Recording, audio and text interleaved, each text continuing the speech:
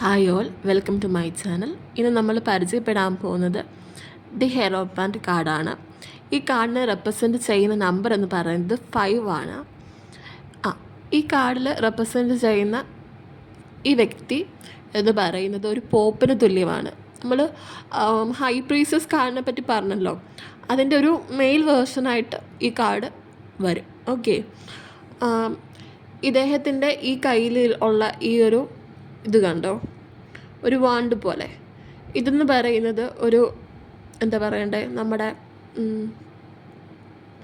ക്രിസ്ത്യാനിറ്റിയിലെ പിതാവിന് പുത്രന് പരിശുദ്ധാത്മാവിന് സ്തുതി എന്ന് പറയുന്ന the father, the son and the holy spirit, അതിനെ റെപ്രസെൻറ്റ് ചെയ്യുന്നു ഇത്.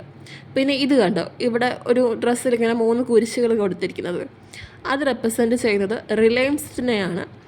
അത് വന്നിട്ട് 3 എണ്ണമാണ് ഉള്ളത്: സബ് കോൺഷ്യസ്, കോൺഷ്യസ്, പിന്നെ സൂപ്പർ കോൺഷ്യസ്. കോൺഷ്യസ് എന്ന് പറയുന്നത് ഇപ്പോൾ നടന്നുകൊണ്ടിരിക്കുന്ന കാര്യങ്ങളാണ്. പിന്നെ സബ് കോൺഷ്യസ് എന്ന് പറയുന്നത് സോളാണ്. പിന്നെ സൂപ്പർ കോൺഷ്യസ് എന്ന് പറയുന്നത് ഡിവൈൻ ലെവലാണ്. അത് സോളിൻ്റെ തന്നെ ഡിവൈൻ, ഏറ്റവും അങ്ങേത്തലം എന്ന് പറയും. ഓക്കെ, ഹൈലി സ്പിരിച്വൽ ആയിട്ടുള്ള ഒരു വ്യക്തിയാണ്. പിന്നെ ഇവിടെ ഇത് കണ്ടോ, ഇവിടെ കീസ് കൊടുത്തിട്ടുണ്ട്. ഓക്കെ, അതായത് എന്താ, സ്വർഗത്തിൻ്റെ താക്കോലുകൾ ഏൽപ്പിച്ചിരിക്കുന്ന ഒരു വ്യക്തിയാണിത്. ഓക്കെ, അതായത്